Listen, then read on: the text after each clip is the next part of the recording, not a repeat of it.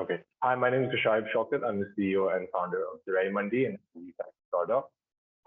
Now, last year I was conducting crop surveys in Sindh, and I was talking to some farmers and at the harvesting stage, and they were like, "We don't really know the prices of the inputs that we are sort of sourcing and the produce that we are about to sell in the market." They basically had no idea. Asked me, "Can you add us to the WhatsApp group? Can you add us to your WhatsApp group?" I was like, "I don't have a WhatsApp group," but so many people continue to ask me that I realized this is a problem I really need to solve. So what was the problem? The problem was a lack of information to make decisions on a daily basis as it relates to agriculture and all the related supplies. So what was our solution? We realized that we need to automate the entire system and essentially create a chatbot on WhatsApp, the most preferred medium that is being used in Pakistan. And we hired representatives within every single market, Mandi, to basically source the data for us on a daily basis. Over here on the left, you can see how we sort of provide that information, the daily rate. There's a minimum, maximum sort of numbers, and then there's trends as well. And there's a 5-day process to acquire the customer. Going forward, we have different sort of use cases ranging from farmers to transporters to push cart owners. Given we have representatives in the mandis themselves, we have offline and online methods to sort of reach our potential. If you look at the market, WhatsApp is a preferred medium of use in Pakistan. And given 45% of the country's labor force is engaged in agriculture, we see a large SOM.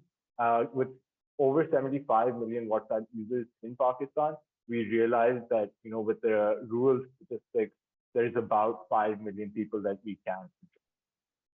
Going forward, there are a lot of groups that are currently being used on WhatsApp in an unofficial capacity. But what differentiates us is the ability to automate the process, provide verified information, and in a timely way. Our target is to achieve $1 million in 18 months. And to do that, we need 350,000 users in 1 year with an average ticket size of 450 rupees. This is our team. Both our co-founders have experience in agricultural research, and there's a couple of initial team members here as well. I just want to stop here and show you our roadmap. So our vision is much larger. We want to become a marketplace, introduce futures trading, enable players to buy and sell on our platform, and have a gamified sort of an experience. But to get there, we need to first capture a sizable bit of the market. And we can only do that by starting with something that everyone really needs, which is the price point on a daily basis. So this is sort of the way we are approaching this. And yeah, that's pretty much it. I'll stop here to take any questions. That's great, Vaishali. You are well in time. So let's start the feedback session with Mr. Austin. So okay, so generally the prices are like in mandis, in markets. It's like for each commodity there are multiple prices for each commodity. Like if there are 10 trucks coming to a market, each will have a different price depending on what was the auction rate for. So how you are catering for that? Are you just recording the final ones or average ones? No, so as I pointed out, we have representatives in every single mandi, so they are providing the information from their mandi. So for example, I know transportation costs affect the pricing in one place versus the other. So what we do is we get the auction rate for different grading, so A, B, C quality, as well as the minimum and the maximum. So once we get the minimum and the maximum, we take out an average and then basically show the trend as compared to yesterday, if it's decreasing or decreasing. So that gives a holistic view to the consumer about what's happening. So can you go back to that screen in which it was showing the prices that were decreasing? Sure. Yeah. So yeah, so the question is that, okay, so let's say in Hasselpur, this is for cotton, right? But let's say if this had been for potato, there could have been 3 grades. So you are saying that for each grade there will be different pricing and it will be for each of the instance that there is a buying and selling? Right. So for every grade, say there's a A, B, C quality. For all of them, there would be separate sort of pricing. So So if there's 3 different grades, we would send 3 of these images, grade 1. Okay, and then so when a truck, or let's say a potato truck, enter a market, the first buying and selling is between that truck, whoever is that Aarti, and someone who buys it. But then within the mandi, it also exchanges hands. So there's a like wholesaler to Aarti buying, Aarti to distributor buying, and so on and on. So for each, the prices are different. So will you be segmenting that what is the wholesaler to wholesaler rate, and what is the wholesaler to market rate, and things like that? So those would be specifications that we would deal with in the next phase. In the first phase of our operations, as we launch, we're just trying to sort of give information on like the overall rate as opposed to specifications. If someone asks a specific rate, say what is it for a wholesaler versus what it is, for a Kiryana store owner, then we'll separate that out accordingly if it's a personalized request. But given we have automated it and it's connected to our database, we are providing generic rates to start out. So this one is which rate? It's the rate that is the wholesaler is selling at, or is it where the wholesaler is buying at? Which rate is this? So this is what the wholesaler is buying at after the auction. Once the auction okay, is so this is a buying rate. Okay, that's being recorded. Yeah. Got it. Thank you, Mr. Asim. So I would like to ask Mr. Manav to please give your feedback to Musharraf. Sure. Good presentation, Musharraf. Thank you for sharing your business idea. I have a question on the revenue model. Can you explain what is your revenue model here? So we have monthly subscriptions. I've kept this in a support slide over here. So I know there's multiple people who have different sorts of requirements. So if we have, say, edible oils, right? The vegetable oils we use to cook. So there could be sunflower, there could be mustard, there could be banola, there could be canola. And some people only deal in specific commodities. So we've segmented it by byproducts and then by commodities. We are charging people on a monthly basis. Then the seasonal is 4 months. So like your Rabi season and your Kharif season. Then people who work year round in a commodity, we also have offers for those. These are not finalized. These are tentative pricing models.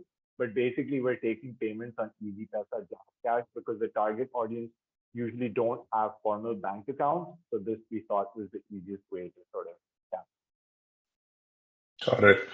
And what is the total addressable market in terms of the subscriptions themselves? You'd shown the TAM in terms of the WhatsApp communities, but how big of a problem is this for the masses? And is this a volume business?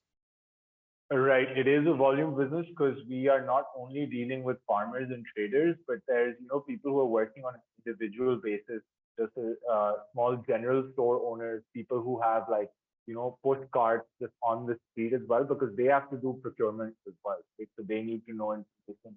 They have to go to the market, purchase as well. So it covers a wide range of people. So even importers, exporters, people trading on a small individual basis, even they can sort of make use of information. And the biggest plus point I think that we have to our service is it's the entire country. So north to south, east to west, from Gilgit all the way down to Karachi, we have representation every Mandi. So because Pakistan's a growing population, 220 million people, and 45% in agriculture. So somehow or the other, people are related to agriculture. Got it. Do you have any information on the financial projections based on this revenue model? Yes, we have made financial projections, but one thing that we are kind of working out right now is once we automate the WhatsApp service, there is a daily charge that is incurred to us to basically start a conversation with our clients, right? So we're in the process of figuring out like if we message them every day, what the cost will come out to be, or if they message us, start the conversation, because there's a big differential. If they message us, it's about 3 rupees it costs us, but if we message them, it's about 13 rupees.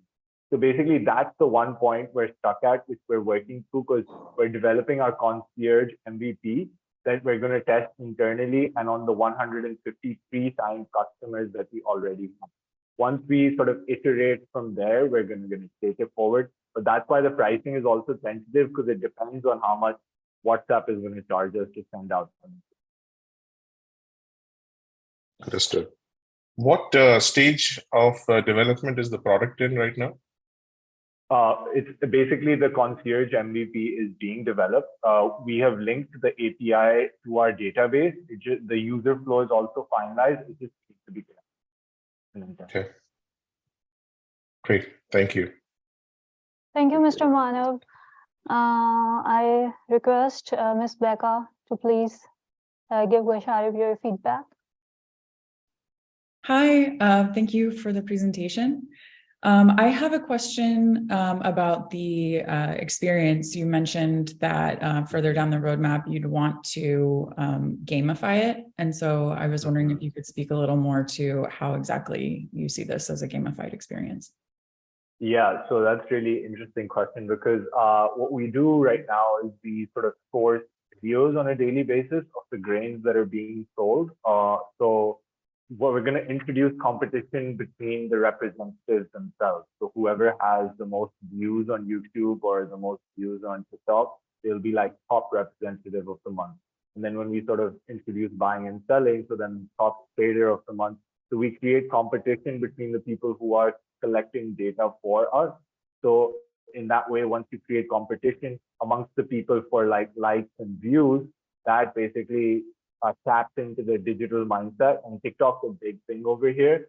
So you can sort of segment that province-wise as well, because people are more comfortable talking in their regional language versus the national language, right? So then you can further break it down. And one thing about Pakistani is that you might not know is like, it's a very monkey see, monkey do sort of a country. So whatever one person does, the other just goes on. And, you know. So yeah, that's how we're thinking of gamifying. And then how do you recruit the representatives?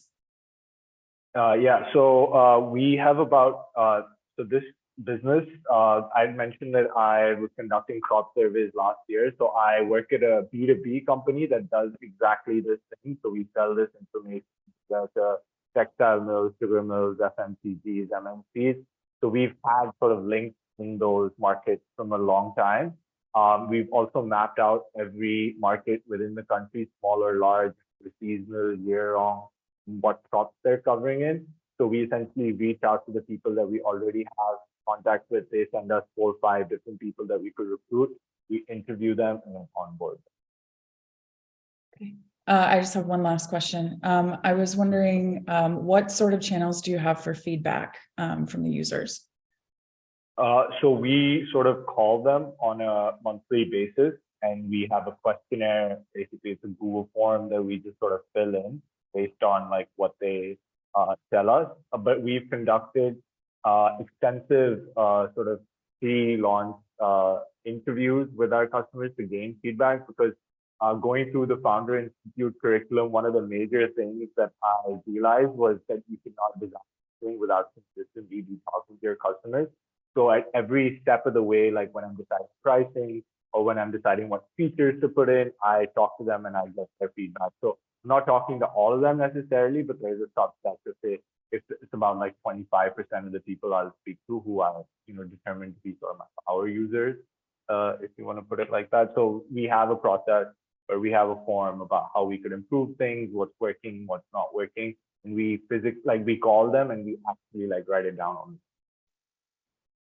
Thank you. Yep. Thank you, judges, for your feedback. I now request you to please score the pitch and the business idea on the scale of 1 to 5. 5 is the highest. Yeah, very quickly, couple of feedbacks for them. I think when you were showing your like the future marketplace and all that stuff, can you quickly open up that slide? I just wanted to see something. Yeah.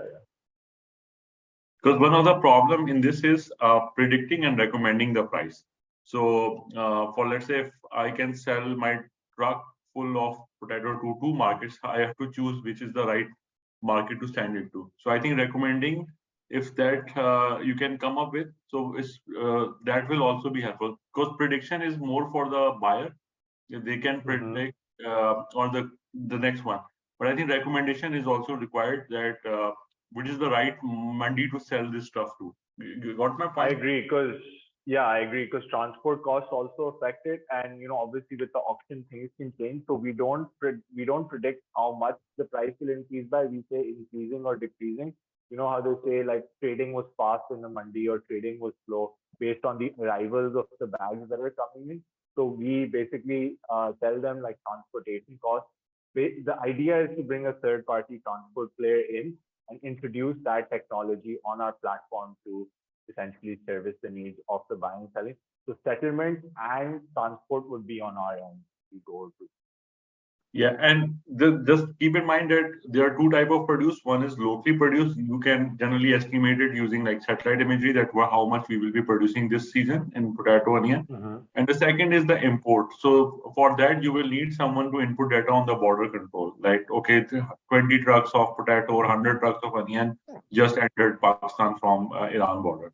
That will directly impact the prices everywhere. So that absolutely. And we've spoken to 2 people at the Afghanistan border, and we've spoken to 1 person at the Iran border as well, who we are in touch with as hiring for representatives, because we've realized a lot of smuggling is also happening and a lot of formal trade is also happening.